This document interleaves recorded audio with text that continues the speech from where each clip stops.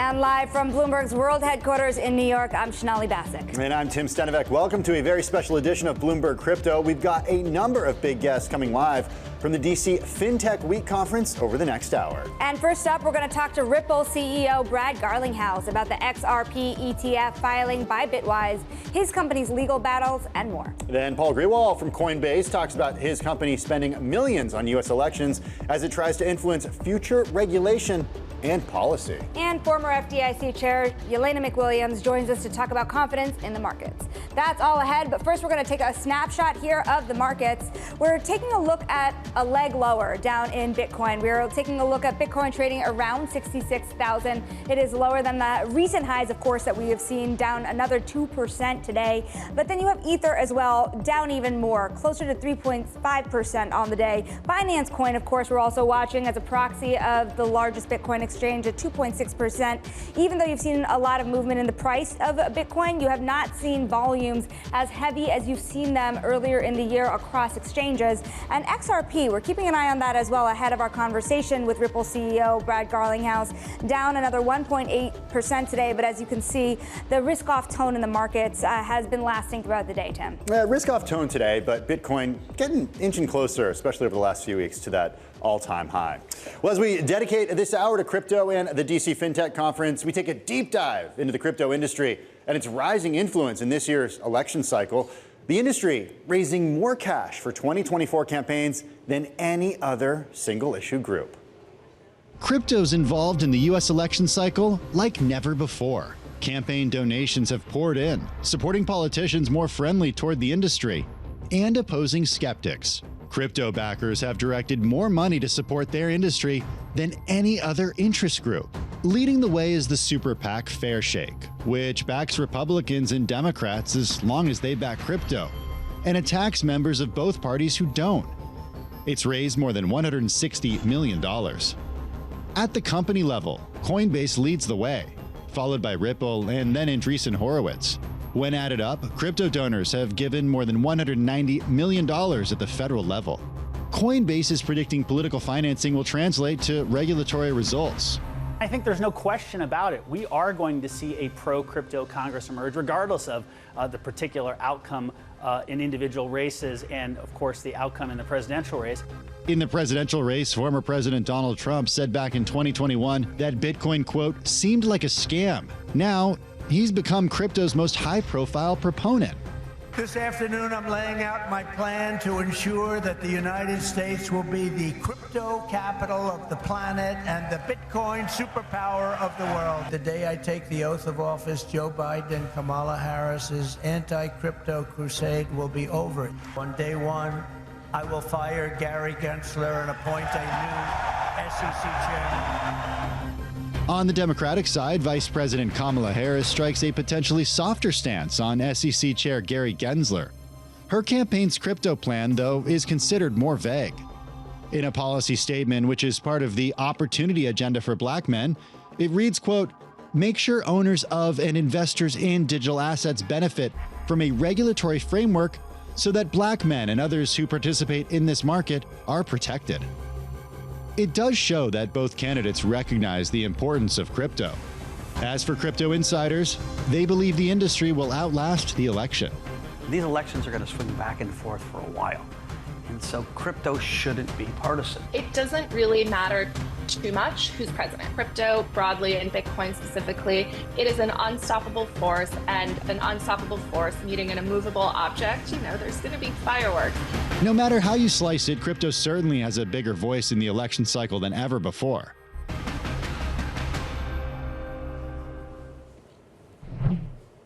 It's a great way to get into our next guest, Ripple CEO Brad Garlinghouse, of course, one of the companies we named when it came to the involvement in this election cycle. And Brad, it's interesting because your co-founder, Chris Larsen, has given a lot of money to the Harris campaign. You had just told us a little bit ago that you are fiercely independent. And so when you think about the differences in the candidates and how they might approach crypto, what do you really know, particularly because the Harris campaign has been far more vague? Well, I think there's one thing I feel very confident about, and that is the Biden administration's approach to regulation of the crypto industry. That is coming to an end for sure. And I think no matter where this plays out at the presidential level, we'll have a more constructive engagement with this industry. It's a critical industry. It's an innovative technology. And I think the United States should be at the forefront and leading, as we did with the Internet of Information. I think we'll get there. As I said yesterday at the Philadelphia Federal Reserve, I think Gary Gensler's reign of terror on the crypto industry is going to come to an end very soon. Brad, in your view, does it matter if Kamala Harris is president come January 20th or Donald Trump is president come January 20th? What's better for you? What's better for Ripple? Well, I've taken a very neutral point of view. For the crypto industry, I think it's clear that the Republicans at a macro level have been more proactive in saying this is an industry that needs clear regulation. You have seen a Republican-led bill in the House pass with 71 or 72 Democrats crossing the aisle to support that in a very bipartisan way. So I think we have seen a more Republican-centric but I also think you've seen indications that the Harris campaign wants to reset some of the very flawed approaches that the Biden administration has had with the crypto industry and other parts of technology. So what I'm optimistic about is we're going to see a change. We're going to see a reset. And I think we need that at the federal level. The United States, there's no question, the United States is behind other leading countries like the UK, like Switzerland, like Singapore, like Japan, that are way ahead in providing constructive and clear regulation and rules of the road for this industry. Brad, I also want to kind of switch gears here and talk about another milestone, let's call it, for XRP, which is this idea that you have asset managers now filing for ETFs tied to it, started by Bitwise. What is the prospect of having that spot ETF tied to XRP anytime soon, and what do you think it'll mean for the price of XRP? Look, I think we clearly are seeing ETFs have been popular. You know, the United States SEC was dragged kicking and screaming to approve the Bitcoin ETF in January. I think you've seen about $17 billion flow into that ETF. I think it's the fastest growing ETF in history. It's very clearly demonstrating there's demand from institutions, there's demand from retail to access this asset class. So the XRP interest has grown. You've seen 2 or 3 ETF filings happen around XRP.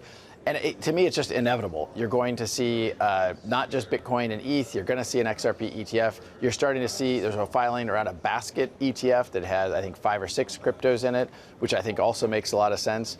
But it also is just part of the trend of more and more institutionalized participation in the crypto industry. So I think we're going to continue to see that. And I do think it creates upward pressure on the prices for many different cryptos, including XRP. The flows into the Bitcoin ETFs have been pretty remarkable. Not so remarkable have been flows into the ETH ETFs. What indication do you have, Brad, that there actually is demand for an XRP ETF?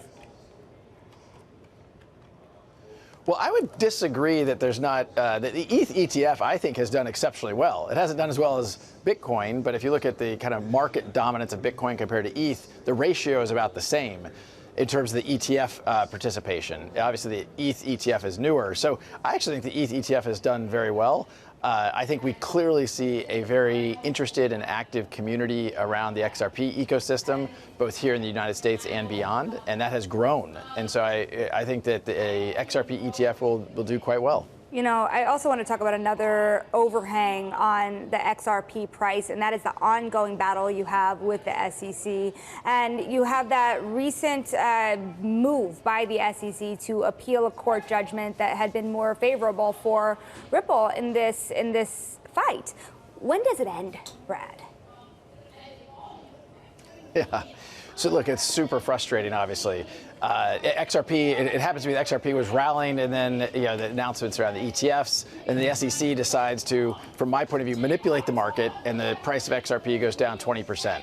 Now, the good news is they're not appealing whether or not XRP is actually a security. And I think this is actually misunderstood in the market. They're appealing kind of a nuanced piece around programmatic sales of XRP. So the law of the land is clear. XRP is not a security. It's a sad reality. There's only 2 digital assets where there is regulatory clarity. That's Bitcoin and XRP. But do we really want to have to go and litigate every single token to determine whether or not they are securities or not? We need clear rules of the road, and the SEC has just not been a good faith actor. And luckily, the courts and federal judges have called them out on that and used words like they're being arbitrary and capricious. That's a quote. Saying things like they're not acting with a good faith allegiance to the law. Another quote. So this is not an agency that has acted in good faith to find a way to regulate this industry in a way that works for the industry and works to protect consumers. Hey, Brad, we mentioned earlier that Ripple, one of the biggest donors out there when it comes to campaign contributions, whether those are going to political action committee or to candidates. What are you looking for in return from these politicians? We are looking to get progressive, forward-thinking, pro-innovation, and pro-crypto people elected.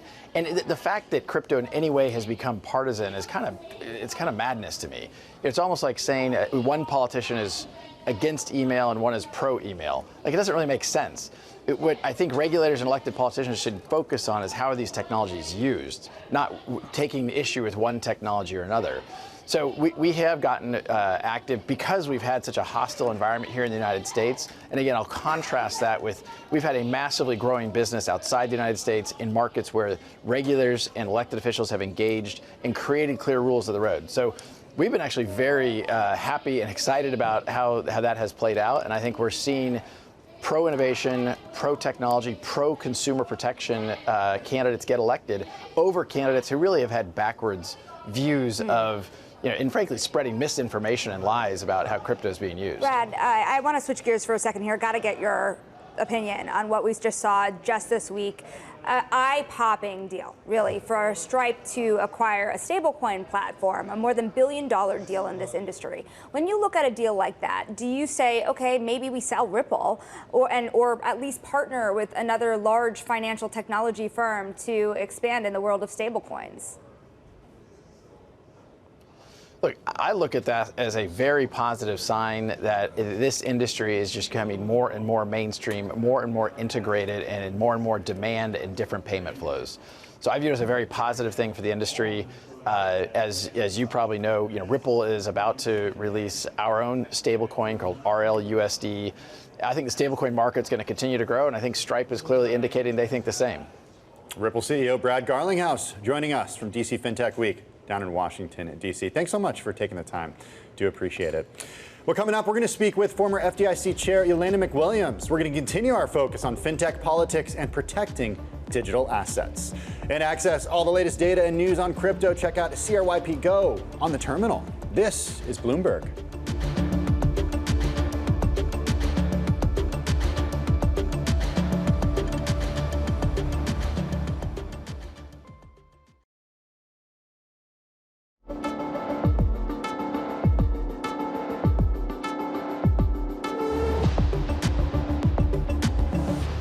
This does pull us into being an election cop. Whether or not there's manipulation and fraud, remains to be seen. But we will monitor markets. We will take tips or any information we get from the general public, and we'll pursue any action as we do in any part of our markets. There you have it, U.S. CFTC Chair Rostin Behnam this week discussing oversight on platforms that let Americans bet on election outcomes. Let's discuss this with protections for fintech with Jelena McWilliams, the former chair of the FDIC, also currently partner at Cravath, Swaine and more, joining us from Washington, D.C. Jelena, good to have you. As the chair gave that interview yesterday, I was in the room and he left and he said, all anyone wants to talk about is prediction markets these days, and that's where I want to start with you. How are you watching what's been happening over the last few weeks here in the U.S. when it comes to these prediction markets about the U.S. election? Is it flawed? Is it flawed? Yeah. Is it flawed? Is it flawed? Most of the predictions end up being flawed in some way. I think that the good news about the United States is that the markets do tend to adjust. The bad news is that the predictions that are in play right now could skew the market expectations over the next few weeks, because I do not think that the election outcome will be available to us on November 6th. So it may take more than a few weeks to come to the bottom as to where we end up with the regulatory issues. Well, to that end also, I want to double down on that because a lot of this is really accessed through stablecoin markets. And if there is an issue in the way that these betting markets are being accessed, what kind of cloud would that cast over stablecoins? So I believe that the United States has been behind in the regulatory sense of many other jurisdictions that have been a lot more friendly to crypto assets and digital currency projects. And as such, I believe that stablecoin is the lowest hanging fruit for the regulatory agencies to handle. My hope is that regardless of who wins, we do have a solution there because the United States needs to lead as it has on so many issues in the financial markets, and that has not been the case with stablecoins or any other crypto assets. So I do think that the market's betting on crypto legislation in some form, starting with stablecoins, is a solid predicament and a prediction. You know, I have to ask you also about one of the hottest topics in the world of financial technology, and of course that is the demise of Synapse, which you are very closely affiliated with at this juncture. You know, when do you expect Synapse end users to regain access to their funds, and what happens if there's a shortfall at the end of that reconciliation process? You could not have timed the question better because in about 45 minutes there is a Synapse court hearing where I will be presenting the findings of the most recent reconciliation effort and the bank's ability to pay out the end users. You may recall that back in May when I was appointed, there were about $200 million outstanding to end users that needed to be paid out. And that's a lot of money for a lot of people who needed to make their monthly payments, their bills, vet bills, medical bills, etc. The final distribution of available assets for Synapse will commence as early as, I believe, the end of this week. And the final payout will happen, it is my understanding, and I'll report more about this in a court hearing, is going to happen in December of this year, before holidays, so that's good. Right. But in the end, whether or not there will be a shortfall will be shown very shortly. Jelena, I think in the collapse of Synapse, in the wake of that, a lot of Americans are asking the question whether or not their money is safe on these fintech platforms, especially in an environment where rates are moving lower and they can often get higher rates in these cash accounts. Would you put your money in one of these fintech accounts? That is a very interesting question to ask a former FDIC chairman. I will tell you this, that I do believe that the technologies that we have available, including in many of these fintech platforms, are there to help the consumers get the better end of the deal in the long run. But there has to be the right amount of disclosures so that the consumers understand whether or not their money is insured, and if it's insured, how it's insured. I think one of the seminal issues for the FDIC insurance is that consumers are under the understanding that the FDIC insurance applies if their money is just missing. The FDIC insurance applies if a bank fails. And that is something that is not clear to the general public. So I'm afraid that cases like Synapse and others do highlight the limits of the deposit insurance as we currently have it in the United States. We appreciate your time so very much today. What perfect timing to have you. Jelena McWilliams, former chair of the FDIC, now, of course, at Cravath. Now coming up, New York Department of Financial Services Superintendent Adrienne Harris joins the show. And check out U.S. Trade Representative Catherine Tai speaking at the Bloomberg New Economy event in Brazil, which you can catch on Live Go on your Bloomberg terminal. This is Bloomberg. Where I've seen a lot of synergy is this desire to address these widening gaps in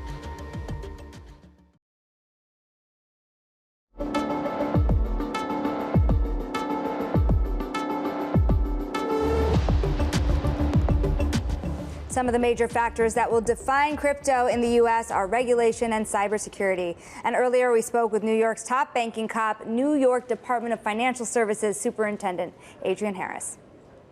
As we think about stablecoins, they're obviously becoming more prolific, as you noted, and more traditional companies are getting involved in the space.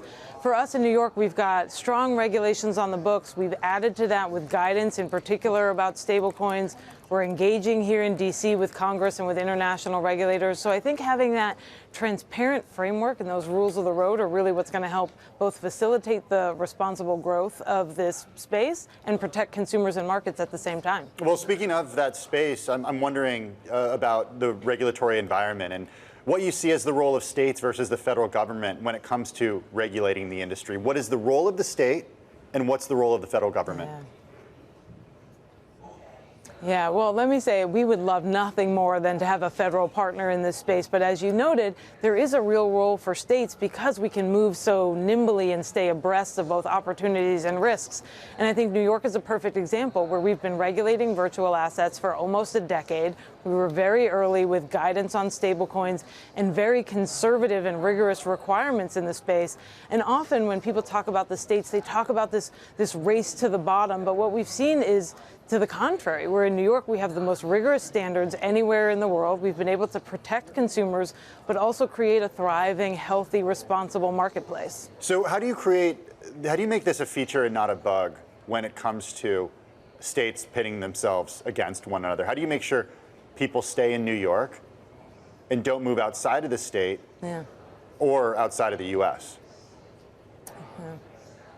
Yeah, well, what we've seen is having that transparency and rigor when early on people thought it was too onerous. Now what they've come to see is it's actually a good housekeeping seal of approval. So saying that you pass these rigorous standards, that you can meet the same cybersecurity requirements as banks, that you can meet the same BSA, AML requirements as banks, really is that good housekeeping seal. And I think it's good when investors see it. It's good when other regulators in other jurisdictions see it. So rather than repelling industry to less rigorous regimes and frameworks, what we see is it really attracts companies and investment. And I think that's a great thing.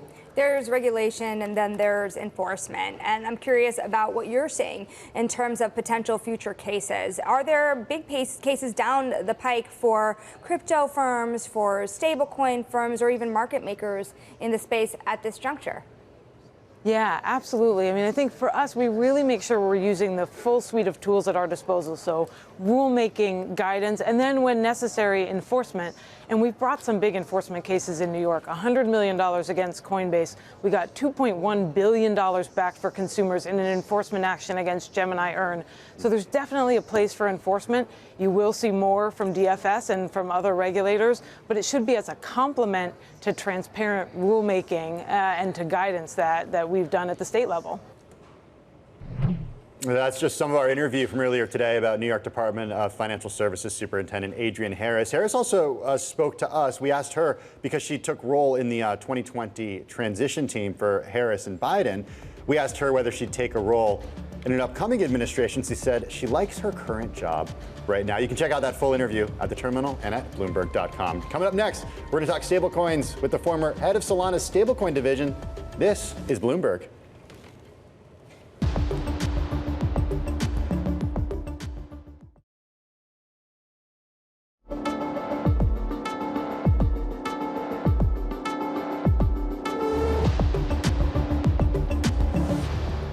Big news of the week in the world of crypto. Stripe has confirmed plans to buy stablecoin startup Bridge. The deal was first reported by Bloomberg, and Stripe will pay a whopping $1 billion, according to sources familiar with the matter. Bridge helps businesses create, store, send, and accept stablecoins like Tether's USDT or Circle's USDT. Pretty fascinating to see this convergence here. When I do my reporting out in the world, Tim, a lot of doubt that stablecoin could take over for traditional finance and payments. But if you see more players like this doing large deals like this, then you have to start asking the question more and more. Yeah, I think it's why you see so many traditional players down at DC Fintech Week right now. I mean, you have the startups and you have the huge companies side by side right now. On that, let's discuss stablecoins and more with Anna Yuan, the founder of Perena and former head of stablecoins over at Solana. You were at Solana before, Anna. What are you trying to build at Perena right now? What's the white space that you see? Where's the opportunity? Yeah, so thanks for having me. While I was at Solana Foundation, I saw this huge inbound of interested issuers, both bank and non-bank stablecoin issuers wanted to launch on Solana, and that there's no infrastructure to help them grow or move money once they get on chain. So essentially, if you have just stablecoins but no liquidity to access other stablecoins or tokens or assets, you're kind of locked into your own ledger that is not any different than a bank having a centralized ledger. it's super important to have infrastructure similar to Visa and SWIFT that can help stablecoins trade and move and have people swap them.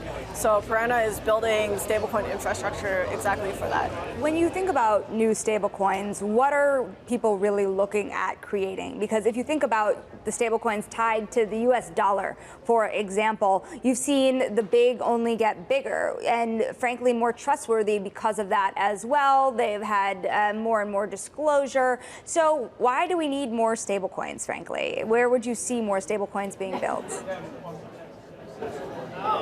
Yeah, I think in a couple of areas. So one, if you look at traditional banking or fintechs, yes, there's always a couple of big players.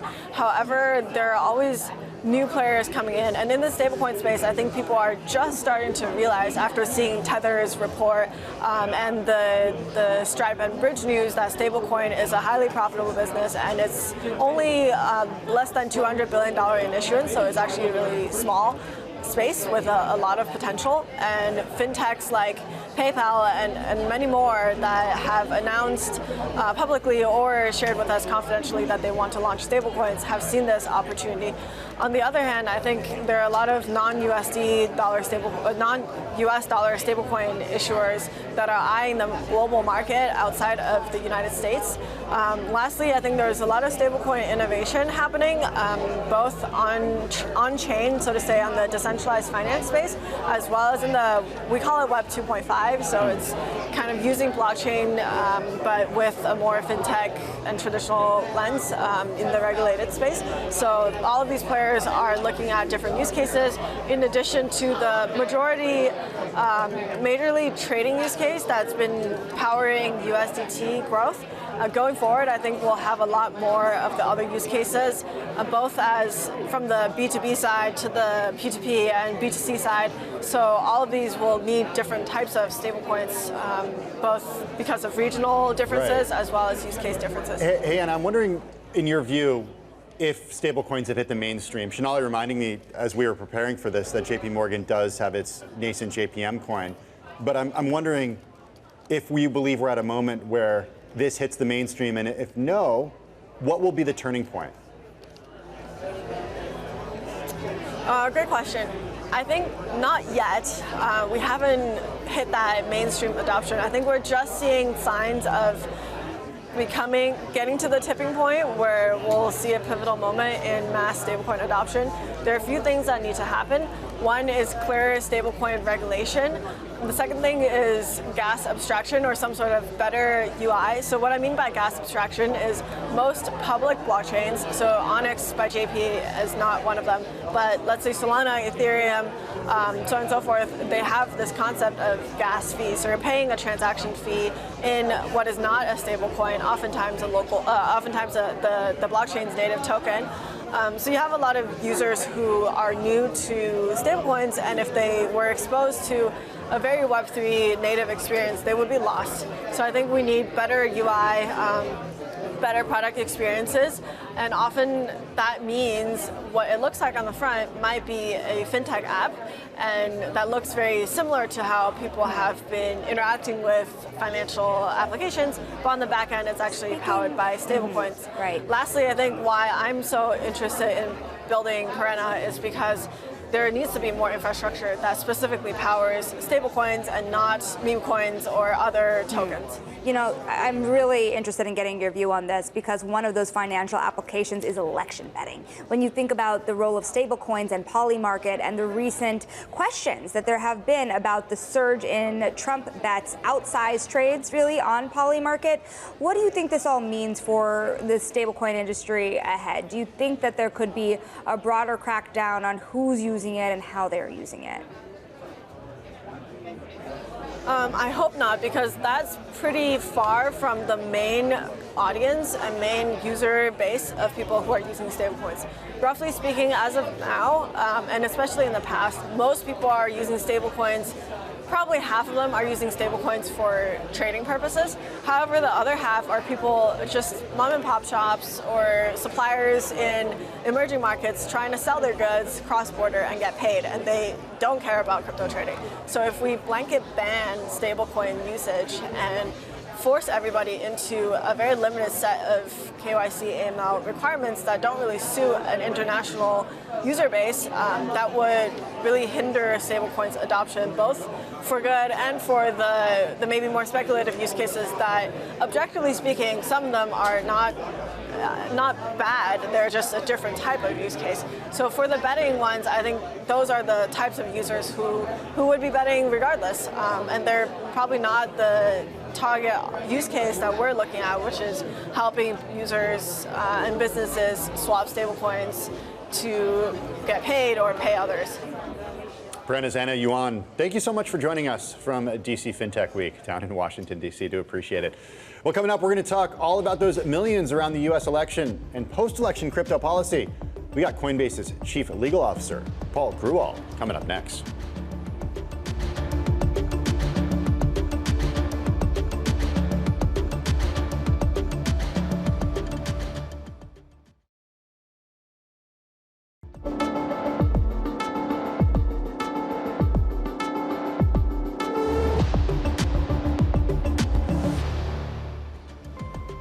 Options traders are increasing bets that Bitcoin will reach a record high of $80,000 by the end of November, no matter who wins the U.S. presidential election. Donald Trump is leaning pro-crypto so much so that Bitcoin is viewed as a so-called Trump trade. Democratic rival Vice President Kamala Harris has vowed to support a regulatory framework for the industry. That contrasts with a crackdown on the sector under the Biden administration. And we're going to bring in Paul Grewal now. He's, of course, the Chief Legal Officer at Coinbase, which has been the single biggest corporate donor in the crypto industry. And I know, Paul, last time we spoke on this program, you had been talking about engagement with the Harris campaign in particular. And what's interesting is, even since then, the plan from the Harris campaign has been very vague around crypto. What else do we know? Well, I think what we know is that the Harris campaign, like the Trump campaign, understands that 52 million Americans want to see crypto in their future, and that it's critically important that any new administration address those concerns and proactively and productively engage with legislation that's now pending in the Congress and rulemaking that is long overdue to provide people with the stability and clarity that this market requires. What specifically do you want to see in return for all the money that Coinbase has given to political candidates this year? Well, the voters want to see legislation on market structure. They want to see standards enacted in legislation for stable coins. The industry support for candidates and for organizations focused on those causes, I think, is much more about channeling that voter will and that voter desire that we've seen in sample and survey and poll after poll, one after the other, and really giving voice to the concerns of those voters and of those Americans that unless we adopt rules for crypto here in the United States, crypto will take off, but it will take off in other countries and other parts of the world that will leave us behind. That's what I think needs to happen. I think that's what voters expect. Paul, what's the indication to you that voters actually care about this stuff day to day? I mean, we look at research from Pew, and they look at economy, healthcare, Supreme Court appointments, foreign policy, immigration, violent crime, abortion, gun policy. I don't see crypto anywhere in that. Well, what you'll see if you look is that 1.7 million Americans have signed up as crypto advocates at Stand With Crypto, which is a remarkable number considering that, as I said, crypto has now over 50 million Americans who have owned a digital asset of one type or another. And what those 1.7 million Americans are saying is, yes, crypto is an important issue and one that we're going to consider in selecting our preferred candidates in House and Senate races and, of course, the presidential race. It may not be the only issue for every voter, but it's an important one. And I think the response from Democrats and Republicans alike in all of those races suggests that they know very well that unless they pay attention to the will of the crypto voter and adopt pro-crypto policies and approaches to legislation, they may not find themselves in elected office come January. Paul, I want to switch gears here and kind of lean on your legal expertise on what's going on here, because there's crypto exchanges, there's stablecoin, there's all these use cases we've been talking about for crypto. But then more recently, this surge in election betting facilitated by crypto markets has been large, and a lot of questions around kind of the skew between the types of users, of course, reporting out there that Polymarket has even hired outside experts to look at this themselves. What do you make of the direction of travel here, with Polymarket essentially acting as an exchange of sorts for these betting markets? How do you think about the evolution of crypto in that way, and any potential issues that might arise? Well, I think that what Polymarket, Kalshi, and others services have shown is that there is a real need for real-time and updated insight and signal into what voters are willing to place their bets on, literally, when it comes to this election.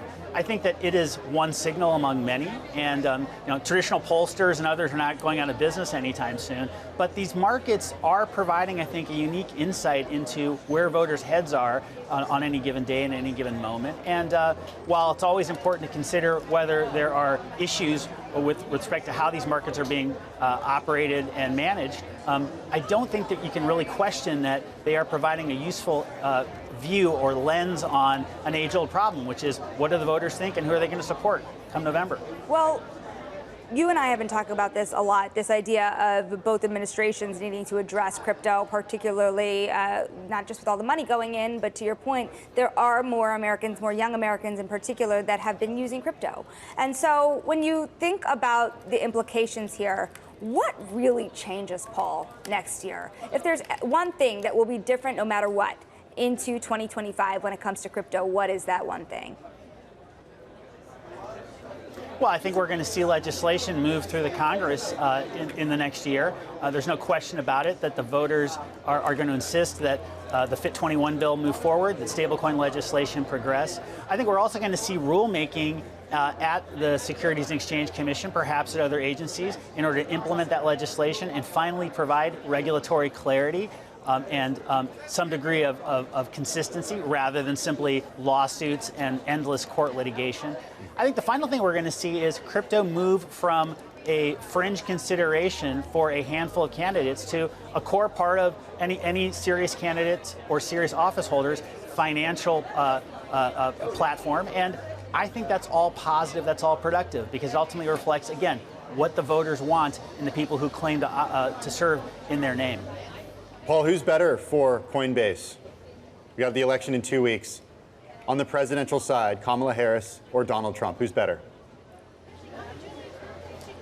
I think we'll all be better off under either a Harris or Trump administration, given the unfortunate track record of the current administration in preferring lawsuits and litigation over legislation.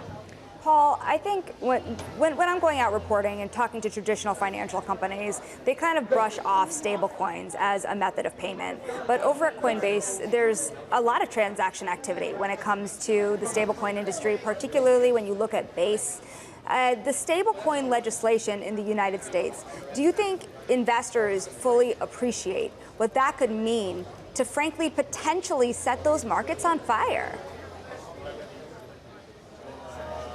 Well, I think stablecoin legislation is a time that is that has come. There's no question about it that sensible standards for what reserves back up stablecoins, what disclosures need to be made to investors and purchasers, and so on and so forth. This ought to be a bipartisan issue. I think it will be a bipartisan issue in the coming election.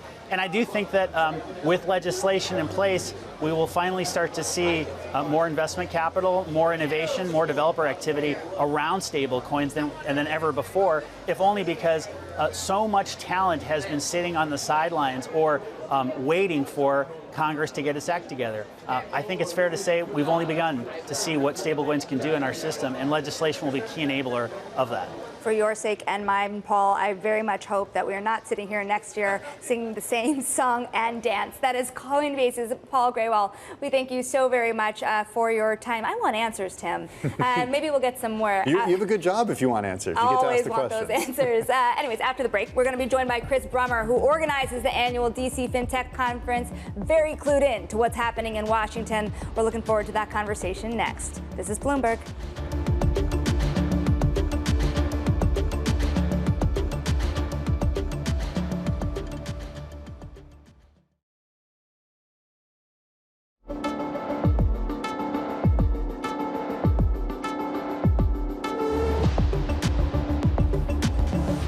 We have the perfect guest to kick off, or cap off rather, the show, Chris Brummer, the founder of Washington, D.C.'s FinTech Week. He is faculty director of Georgetown's Institute of International and Economic Law. And Professor, when you think about just all the things that are at stake for the crypto industry, you know, we've been talking a lot on this program, very specifically about stablecoins because of a few things, the legislation underway, the Stripe acquisition, and big picture here. When you look at the ability for stablecoins to change the world of payments, what do you think is perhaps the most misunderstood aspect of this? Like, is this coming for Visa?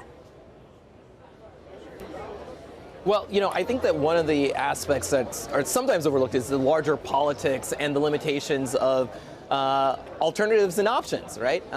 When it comes to the advantages of being able to move money and to really dramatically reduce the settlement cycle for the movement of value, there are only a couple of options that are on the table.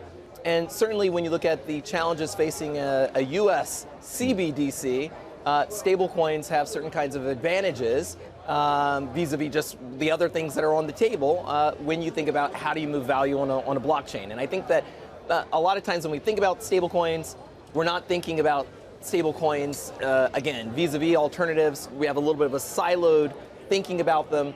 And I think that that informs and sometimes misdirects the policy conversation a bit. Chris, 8th annual this year, and I'm wondering how you've looked at the development of the industry over the last 8 years. Do we get to a point in the next couple of years where we no longer characterize what you guys are doing, what you're thinking about as sort of being niche and sort of on the vanguard, where it's more mainstream? And what will it take to get there? Well, you know, I've heard from other regulators over the course of my career, and I think it's increasingly true, especially today. They say, well, you know, what are people going to call fintech 10 years from now? Yeah. Finance. And I think that is increasingly the case.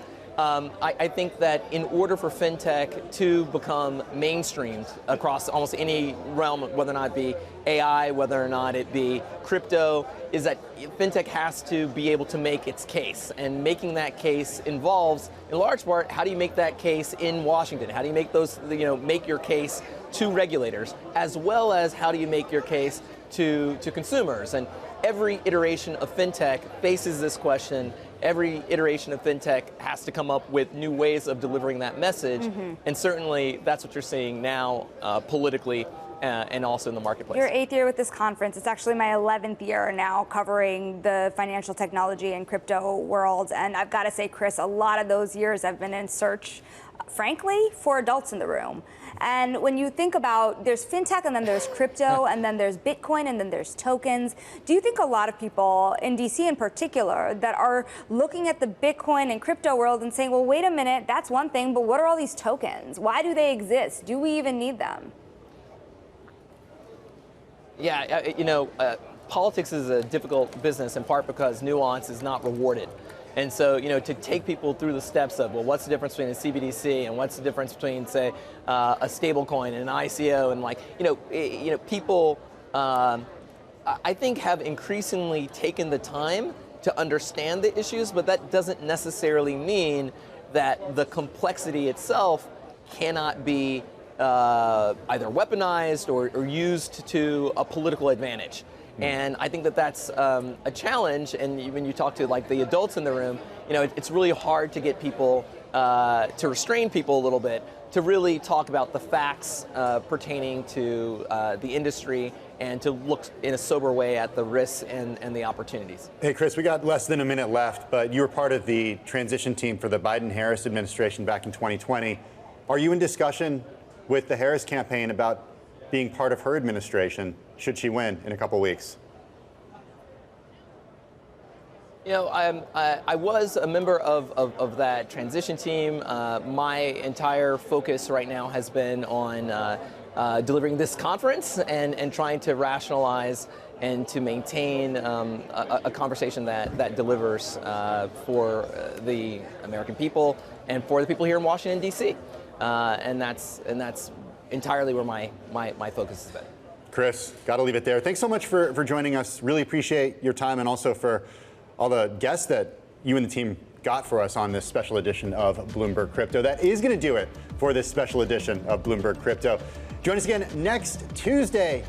Then it's just 1 week to go until the election. This is Bloomberg.